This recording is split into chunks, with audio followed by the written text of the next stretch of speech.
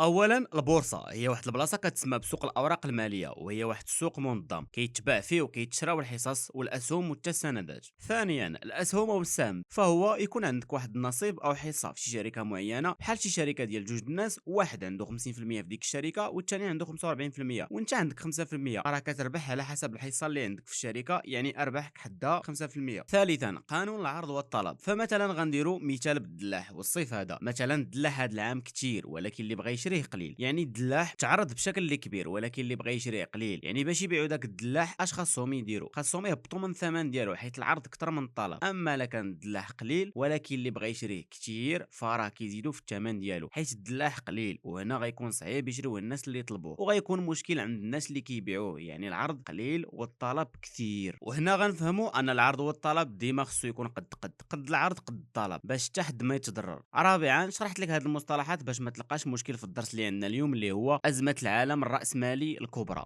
كالعاده غندوزو الاسئله اللي غنجاوبوا عليهم في الدرس. فشنو هما مظاهر انطلاق الازمه الاقتصاديه الكبرى لسنه 1929، وشنو هما اسباب انطلاق الازمه، وكيفاش انتقلت الازمه الى باقي القطاعات الاخرى والعالم كامل، وشنو هما التدابير المتخذه من الدوله باش يواجهوا هذه الازمه. غندوزو لمظاهر انطلاق الازمه الكبرى لسنه 1929. فالازمه انطلقت نهار الخميس 24 اكتوبر، واللي كيتسمى بالخميس الاسود، وبالضبط في بورصه وول ستريت اللي كان غيتباع فيها اكثر من 12 مليون سهم. ولكن الطلب على الاسهم كان قليل بزاف، تما هبطت القيمه ديال الاسهم بشكل اللي سريع، وانهارت قيمه الشركات، والمستثمرين ما بقاوش عندهم الفلوس وهما غامسلفين من عند الابناك. والابناك قالوا للمستثمرين ردوا لينا فلوسنا، والمستثمرين كما قلنا ما عندهمش الفلوس وما عندهمش منين يردوا لهم شي حاجه. ولات الازمه ضربه حتى الابناك، والابناك دات الديور وداكشي كاع اللي كيملكوا المستثمرين. البارح المستثمرين كانوا عايشين مزيان واليوم ولاو فقراء. اما بالنسبه لاسباب انطلاق الازمه، فكان خلل في العرض والطلب. فمن مورا الحرب العالميه الاولى كانت ميريكان زاهيه فلوس موجوده نعمس، وهذا الشيء ديجا هضرت عليه في الحلقه الاولى وتقدر ترجع ليها. كما قلنا كانت الفلوس موجوده وكانت كتنتج بشكل اللي كبير. الفلاحه كيزرعوا بشكل اللي كبير ويحصدوا ويبيعوا بزاف في المنتجات الفلاحيه، والمصانع كتصنع وتنتج وتصدر وتبيع بشكل اللي كبير حتى هي. حتى 1929 فالمصانع والفلاحين كينتجوا اكثر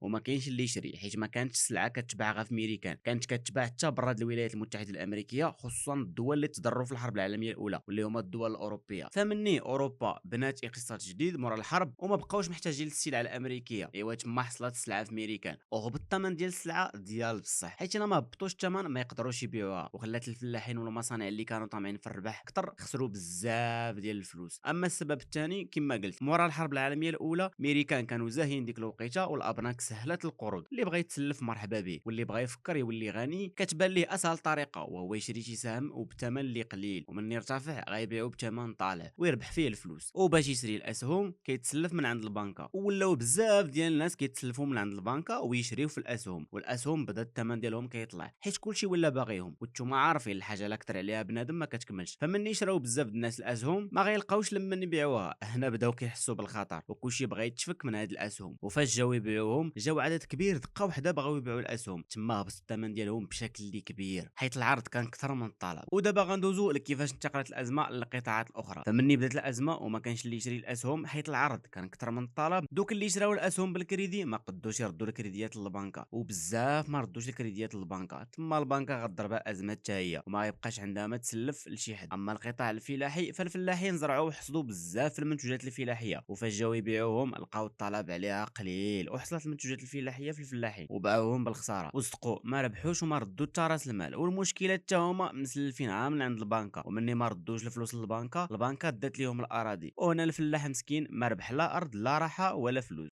شفتوا البنكه شحال خايبه. اما القطاع الصناعي فالسلعه اللي كيصنعوا حتى هي طاحت قيمتها وما بقاتش كتباع بالثمن ديالها حيت السلعه كثيره وحتى هما حصلات فيهم ديال بصح، ولات متكدسه في المصانع. عطا الله السلعه، وهنا المصانع ما بان لهم والو من غير يجروا على الخدامه باش يتنقصوا عليهم المصاريف. اما القطاع الاجتماعي فمني جراو المصانع للخدامه تزادت البطاله وطاحت قيمه القدره الشرائيه، ما بقاوش الناس كيشريو كما قبل وهبطوا الاجور وتزاد الفقر. دابا غنعرفوا كيفاش انتقلت الازمه من الولايات المتحده الامريكيه للعالم كامل. فامريكا كان مورا الحرب العالميه الاولى ولا كلشي مرتبط بها، وكانت دارت مشاريع بزاف في الدول الاوروبيه وسلفتهم بزاف ديال الفلوس باش يعاودوا يبنيو اقتصاد جديد، وقدمت لهم العديد من المساعدات، ولكن غير ضربت الازمه الولايات المتحده الامريكيه سحبات الراسمال ديالها وما بقاتش كتساعدهم، وطلبات منهم يردوا ليها الكريديات ديالها اللي كتسال، وضربت الازمه الدول الاوروبيه حتى هي. وباش الدول الاوروبيه يتفكوا من الازمه، الحل الوحيد هو يستغلوا المستعمرات ديالهم باش يغطيو الازمه، بحال فرنسا وبريطانيا اللي عندها بزاف ديال المستعمرات وبزاف ديال الدول اللي استعمرتهم غتستغلهم مزيان باش ما تبانش الازمه في اوروبا. ايوا تما غضرب الازمه حتى المستعمرات، يعني العالم كامل ضربته الازمه من غير الدب الروسي، اسمحوا لي، الدب السوفيتي او الاتحاد السوفيتي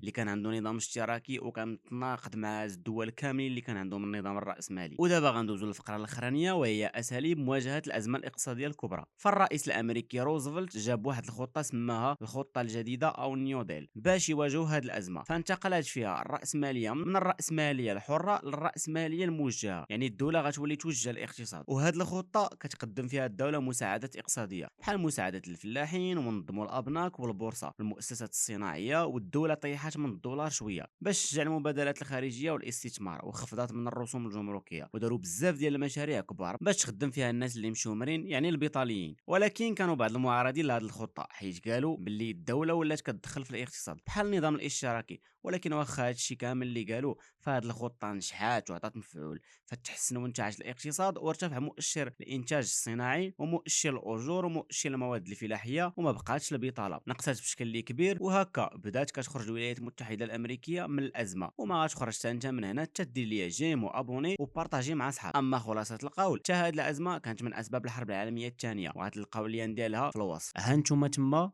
اردوا الريخ.